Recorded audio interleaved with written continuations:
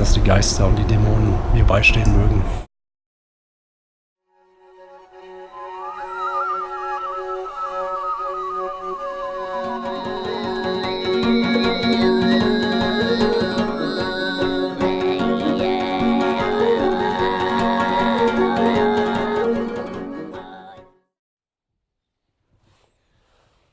Guten Morgen. Heute verlassen wir die Stadt Uliastai und fliegen nach Ulaanbaatar.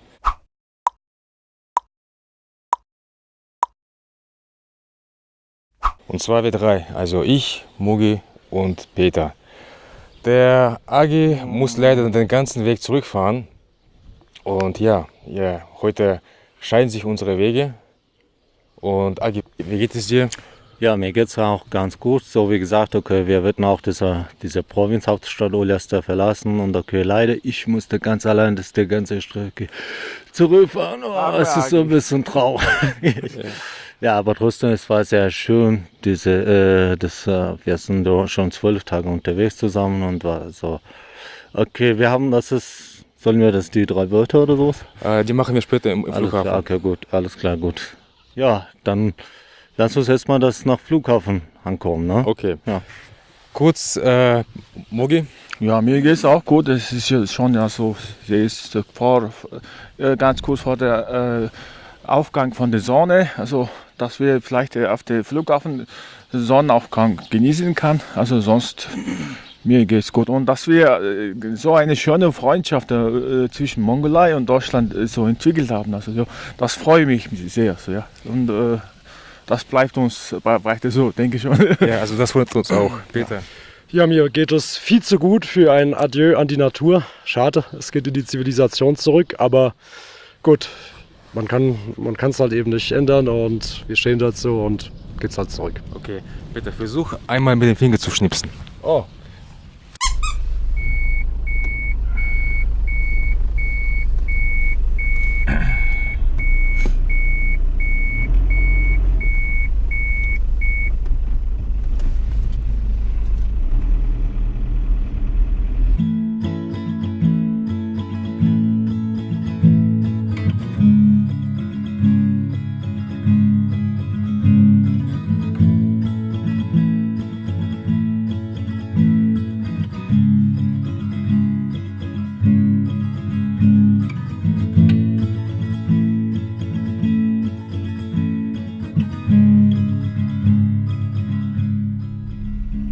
Da gibt es keine langen Schlangen beim Check-in, oder?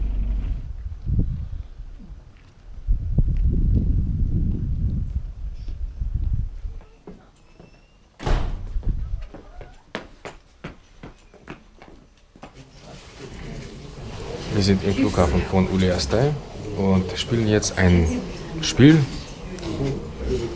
Fasse diese Reise in 3 Wörtern zusammen und erkläre das kurz und bündig. Also ich fange an und das ist vielleicht ein bisschen banal, aber meine 3 Wörter sind Staub, Seen und Schnee. Also wir sind sehr viele staubige Straßen gefahren, haben viele Seen gesehen und am Ende konnten wir den Schnee genießen. Mugi. So, also was ich deutlichen soll, also meine 3 Wörter ist das 4 Muskeltiere in der Mongolei. Also das heißt, wir sind zusammen eine Gruppe gereist und haben wir gekämpft. Solche gutes Wetter und noch schlechtes Wetter und Bergauf und solche See rum und so haben wir gekämpft. Also würde ich sagen. Also, ja. Ja. Das ist meine 3 Wörter. Cool. Agi? So, wir sind auch wieder am Danai-Flughafen. Das sind von Uliastai. Und so, bevor ich das sage, und ich würde auch so eine kleine Info was erzählen. Und wir sind auch schon 12 Tage unterwegs zusammen gewesen. Die ganze Strecke besteht aus 3164 Kilometer.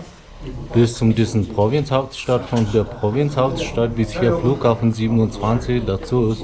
Das heißt, okay, bis zum Flughafen, wir sind 3192 Kilometer gefahren. Nee, Agi. 3164 plus 27 sind 3191 Kilometer. Aber den einen extra Kilometer hast du dir ohne Frage verdient. Und okay, jetzt gehe ich zur Sache, zu meinen 3 Worten und ich mache so ziemlich kurz. Das ist abwechslungsreich und so viele Aufnahmen und spontan, genau. Mit diesen 3 Worten würde ich auch unsere 12-tägige Tour oder Reise zusammenfassen. Cool. 3 Worte, ganz kurz. Natur, Herausforderung, Faszination. Natur, du hast es schon erwähnt, ja, tolle Landschaften. Ja. Die sind natürlich auch gleichzeitig faszinierend, aber auch herausfordernd, sowohl für Auto und Mensch. Für Mensch, auch ich bin ein Mensch, Herausforderung für mich das Bergsteigen und Wandern. Gut.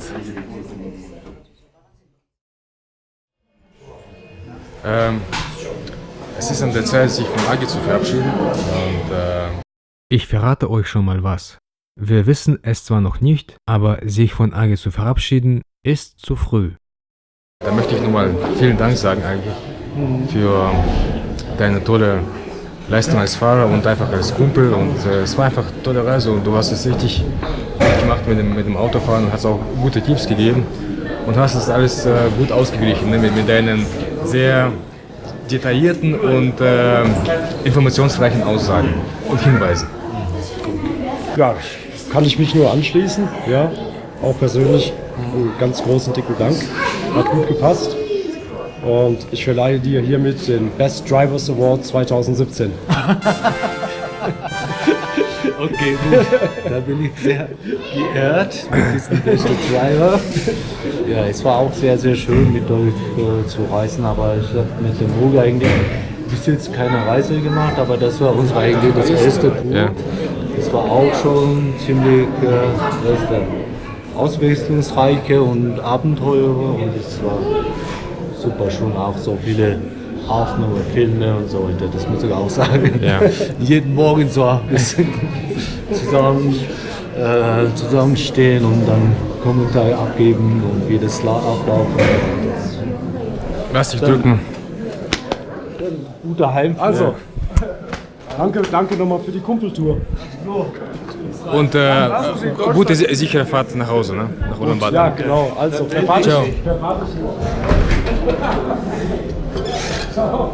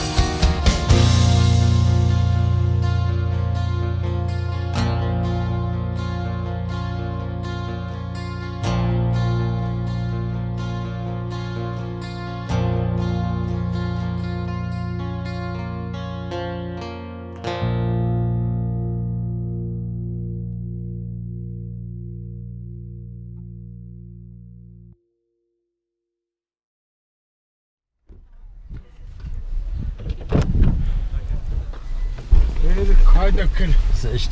Willi, stop. Horst Zindermann, Ja, spricht auch wieder Walter Japanisch. Ulbricht, der Wutter in Leipzig. Er war 2007 in Deutschland. War er. Oh ja. Wie lange? Daran wohnen Walter Rot. Der Rot ist. Алан гэдэгч одоо хэдэн жилөө гэж. Оо 50 жилийн хөлдсөн 7 жилээ. 1970 war er da. Oh, lange. In DDR, oder? 30 жил чи хэл би 30 жил физикийн багш хийсэн хүн. 30 Jahre als Physiklehrer in der Mongolei. Одоо таксины gearbeitet. Jetzt ist er ja, Taxifahrer.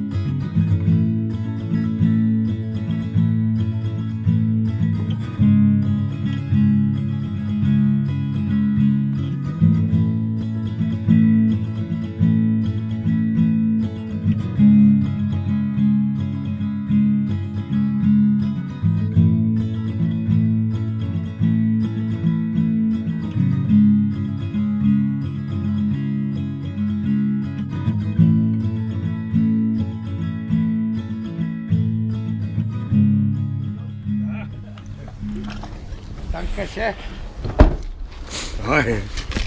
Weiter. Ups. Wo ist meine? Okay.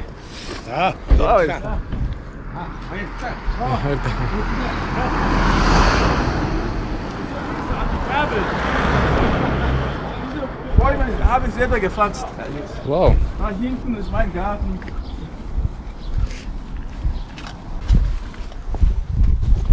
Nach dir. Ja, komm rein.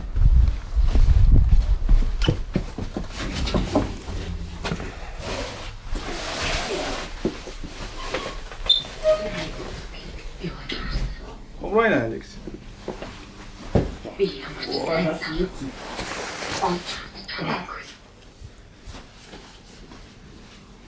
Komm rein. Ja, gerne.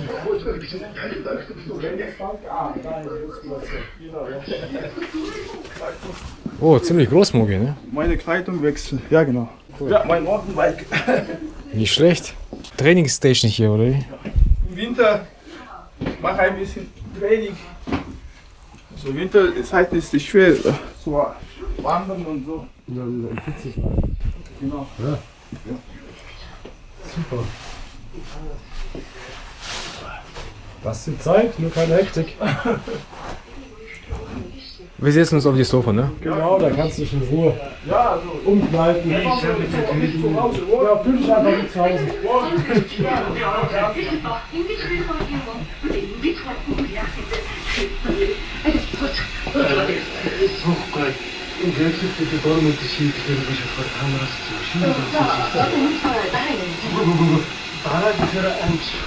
Ja, cool, Mogi, du.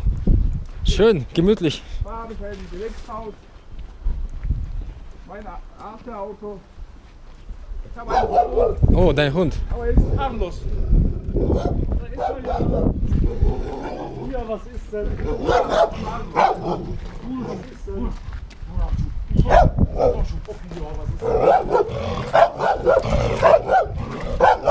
Ja, so harmlos sieht er nicht aus. Alter Auto. Yeah! Pajero.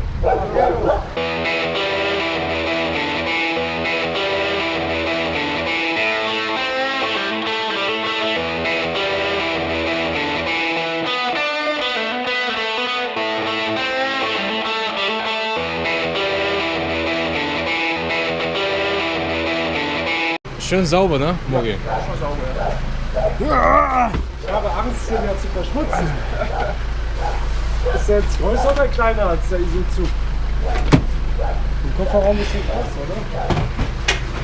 Good old Pajero. Genau, die Garage habe ich selber gebaut. Echt? Ja. Respekt. Ganze Sommer. Alles, ja? Ja. Aber der Hund ist so ein bisschen aktiv, oder? Ja. So, oder ein bisschen, ne? bisschen schon. Hätte der uns jetzt angefallen, wenn er nicht an der Leine gewesen wäre? Ja, auf jeden Fall. Aber er ist harmlos, ne? Harmlos, ja. Harmlos, aber wäre auf uns zugegangen. Жада чи хоогноос дарагцсан хүнтэй хөнгөл гэсэн хүтэн голоод хоног хүний хүчний гойж юмсан бүл гата үлдэж хаягдл бүхнийхтэй үжигдэн хотоод гэсэн хуран хулалдын нэг гутаж хатаран зүгүтэн харуулсан цогтомаас цугаа дэрэн гэж хөнгөн хийсвэр сэрхэн бодож хүн гэзэр дуунан хэрүү задан үсгэн маргаж хүний муу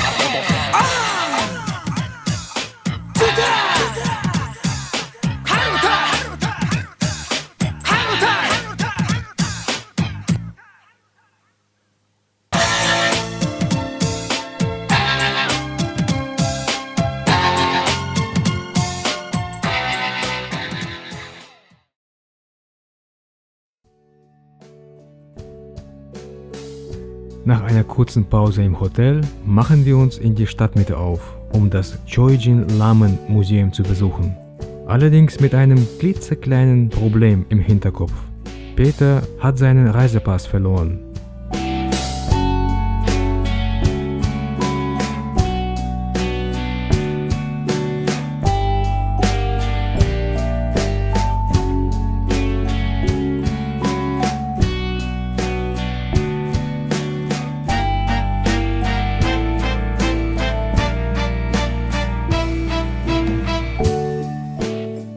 Der eigentliche Katzensprung zum Museum wird aufgrund von Staus und Kampf um Parkplatz zu einem Kängurusprung.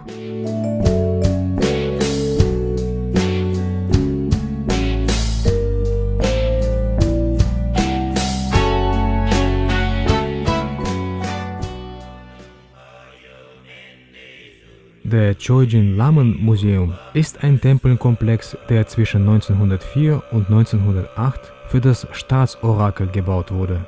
Dieses Staatsorakel war ein gewisser Lufsan Haidaf, welcher der jüngere Bruder von Bogd Khan war. Bogd Khan war das mongolische religiöse Oberhaupt damaliger Zeit. Jedes Mal, wenn der Bogd eine wichtige Entscheidung treffen musste, kam er hierher zu seinem Orakelbruder. Hey Bro, du als Orakel musst mir bei einer wichtigen Entscheidung helfen. Toilettenpapier zusammenknüllen oder zusammenfalten. Also ich... Die Kommunisten schließen das Tempel in 1937, wobei sie es jedoch ein Jahr später als Museum für tibeto-mongolische religiöse Kunst wieder eröffneten.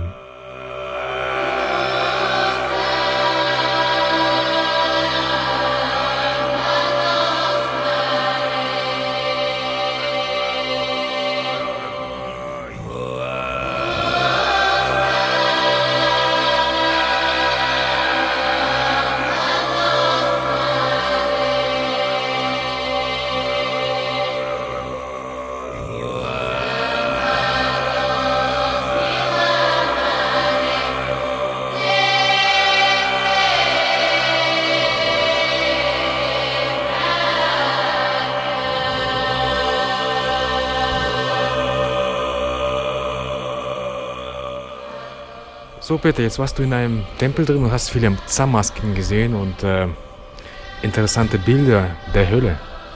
Ja, ich bin sehr beeindruckt. Hölle in Form von Kälte und Hölle in Form von Verstümmelung und Hölle in Form von Feuer, Fegefeuer fast christlichen Ausmaßes.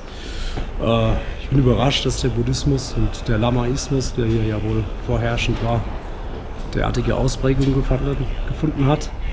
Die Masken, Zamm-Masken, atemberaubend, bizarre, wilde Gesichter, auch leicht tantrischer Natur, ja, im Kopulierungsakt. Weiß man nicht, was das mit der Religion noch zu tun hat, aber da muss man nochmal in den Büchern nachlesen. Jetzt habe ich ja gerade meinen Pass verloren und ich hoffe nicht, dass ich in das Fegefeuer komme und hier noch außer Landes komme, sonst lande ich vielleicht doch noch im Kochtopf. Ja, und ich glaube, einer der nächsten Schritte ist jetzt, den Pass zu organisieren oder wiederzufinden. Und ich hoffe mal, dass die Geister und die Dämonen mir beistehen mögen. Insbesondere, da ich ja jetzt im Tempel war.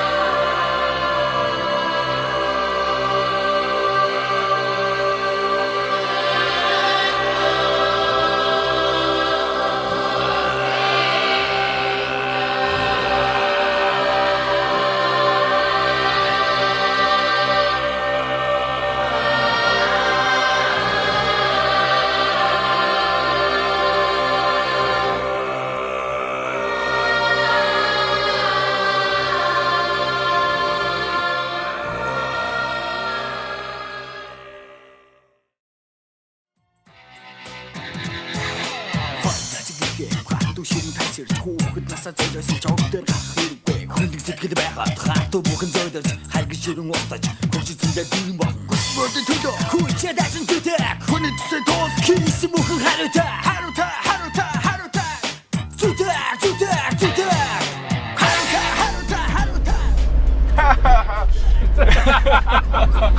Also Peter, deine Passport haben wir gefunden, ja. Und dann gerade habe ich einen Anruf von Flughafenpolizei, einen Anruf bekommen und er sagte, dieser Taxifahrer hat deinen Pass und der möchte eigentlich zurückfahren und bei meinem Haus zweimal gekommen, um diese Passwort zurückzugeben, aber mein Haus hat er nicht richtig gefunden. Und dann hatte der Taximann da bei der Polizei, ja, hat es deinen Pass gelassen und der ist immer noch da. Vielleicht, der ist zweimal gefahren, dann heißt, kannst du ein bisschen Trinkgeld geben. Ja, selbstverständlich. Ja. Das sind ja ganz tolle Neuigkeiten. Super. Ja.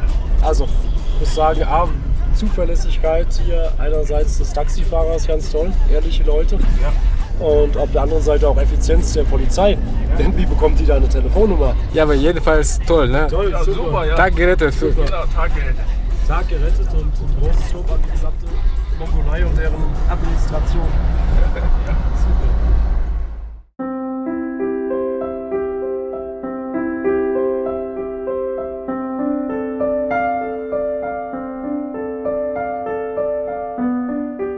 Ja, der Tag ist gerettet und Peter wird gleich seinen Reisepass von der Flughafenpolizei ausgehändigt bekommen.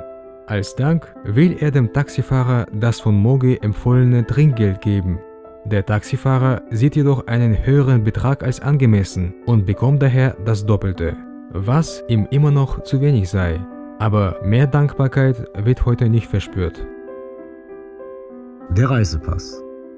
Ein Reisepass reist so gerne, manchmal auch alleine in der Ferne, lässt zurück den besorgten Titular, freut sich am Organisationswirrwarr, entkommt dennoch nicht der Behördenhand und reist gemeinsam zurück ins heimatliche Land.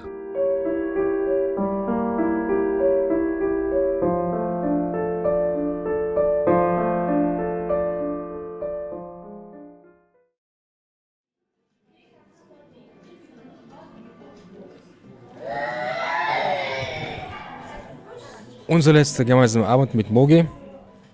Das war ein sehr anstrengender Tag mit langen Wartezeiten in Staus von Ulaanbaatar. Aber wir haben es jetzt endlich geschafft. Jetzt sitzen wir in einem schönen Restaurant und warten auf unser Essen. Peter, wie hast du den Tag so empfunden? Ja, wie du schon sagtest, anstrengend. Insbesondere wenn man von der Natur hierher kommt. Ich habe es ja heute Morgen schon erwähnt. Abschied aus der Natur, zurück zur Zivilisation. Die Stadt ist sehr hektisch. Ja. Ein bisschen Hektik habe ich ja auch selbst produziert. Durch das Verlieren meines Reisepasses. Aber das haben wir ja alles schon geregelt. Ein bisschen Zeit verloren, tut mir leid. Einkaufsmöglichkeiten haben wir auch ausgenutzt, Mitbringsel gekauft. Und jetzt sitzen wir hier alle zu dritt erschöpft am Abendtisch. Nach einer langen, anstrengenden, spannenden und faszinierenden Reise. Ja, Leute, guten Abend. Also hier ist das in Mongolei jetzt schon 18 Uhr. Es ist Zeit zum Abendessen. Wir haben unser Abendessen bestellt. Irgendwas, eine schöne mongolische Suppe und Salat auch. So, und heute war auch ein bisschen anstrengender Tag. In Ulaanbaatar sehr viele Staus. So, ich habe im September nie so einen großen Staus gesehen. Also, und was soll ich noch sagen? Ich würde morgen euch unsere guten Freunde Peter und Alexei verabschieden. Also das ist für mich auch der traurigste Moment, also dass wir so lange Zeit zusammen sind und fast wie eine gute Freunde geworden sind. Und ja, so nachdem ihr weg seid, also ein paar Tage, für mich ist ein bisschen, also ja, wie kann man das definieren? Also, nicht Erholung, also ja. Ihr werdet mich ein bisschen vermissen. Ich werde euch vermissen. Also, ja. Das sind ein paar Tage auf jeden Fall. Also, danach wird es okay. Also, bei mir ist es immer so. So, dann meine letzte Witz also von diesem Abend. Ich bin eigentlich, es tut mir leid, nicht so guter Witzerzähler. ihr könnt das verstehen. Okay, dann, es geht um eine mongolische Frau. So, eigentlich international alle Frauen, also geht es um.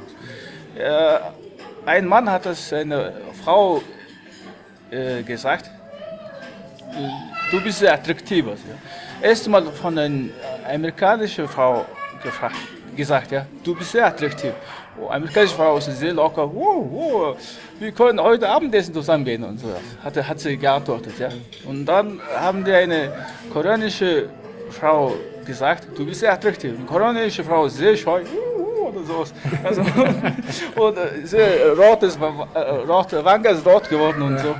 Und dann eine französische Frau gefragt, du bist sehr attraktiv. Französische Frau, bonjour, wie heißt das? Danke, bonjour, oder? Merci. Merci, oder je t'aime oder sowas. Und am Ende eine mongolische Frau gefragt, du bist sehr attraktiv. Die mongolische Frau hat das so geguckt, ich bringe dich um. Weil mongolische Frauen sind sehr frech. Also, ja. Das ist eine richtige Geschichte. Mongolische Frau, wenn du so sagst, dann wird meistens so beantwortet, ich bringe dich um. Verstanden? Ja. Ich bringe dich um. Ja. Durchaus.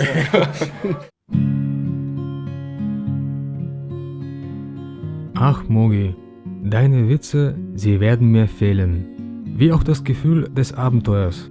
Mit euch, meine guten Freunde, war diese Reise ein richtiges Abenteuer.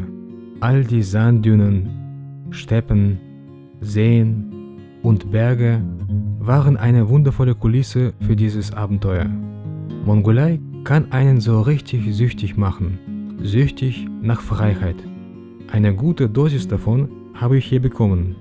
Das Erlebte halte ich fest und nehme mit mir mit in meine eigene innere Mongolei.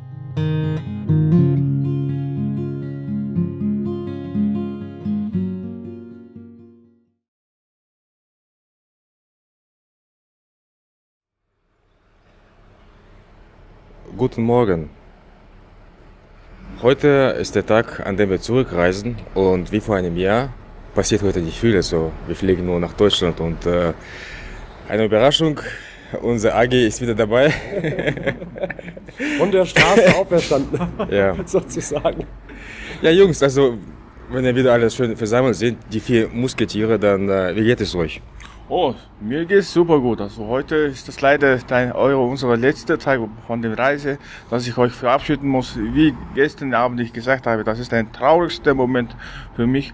Also ganze diese Reise haben wir 7 Provinzen über 20 Sums besucht. Also das ist eigentlich eine sehr lange und große Reise haben wir gemacht. Also meisten Reise ist es eigentlich immer wenig Fahrt und mehr Natur gewesen. Aber bei uns war anders. Also wir haben jeden Tag meistens einen neuen Ort entdeckt und besucht.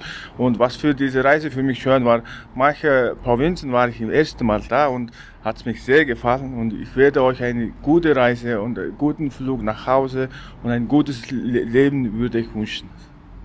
Vielleicht sollst du heiraten, eine Frau finden. Danke Mogi.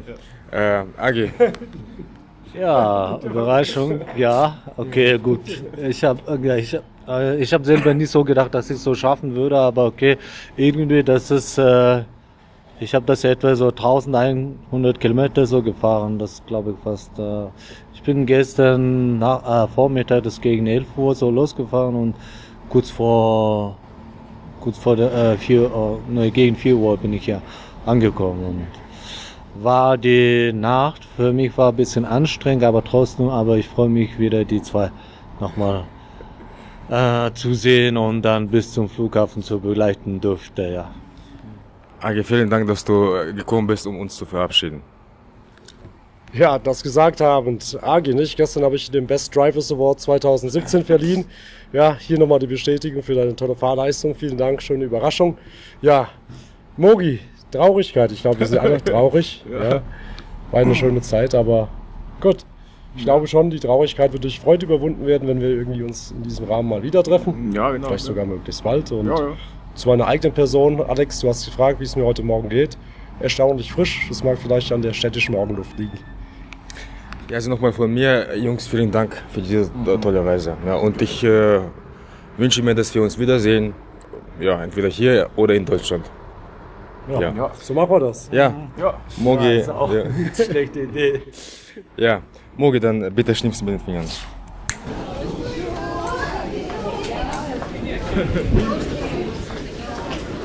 Zeit, sich zu verabschieden. Mogi. War eine gute Reise, ja. Vielen Dank. Vielen Dank für deine Geschenke. Agi, nochmal verabschieden. Bei mir ist es auch zwei. Ja. Also, Klappe die Gürtel. Ah, ganz toll, super. Traurige Momente. Also, Packen wir die Sachen. ja. Also Jungs, Also, Wiedersehen. Wiederschauen. Nicht Adieu, sondern auf Wiedersehen. Also, toi, toi, toi, bis bald. Jo, Ciao. jo, bis dann. Ciao. Vielen Dank nochmal.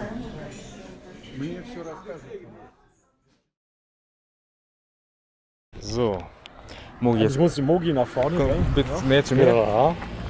Mogi, ich sage jetzt und dann, 10 Sekunden später, machst du Schnipsen nochmal. Das hier. Ja? Vor der Kamera. Ja. Schnipsen. Jetzt. 10 Sekunden später, Mogi. Nochmal.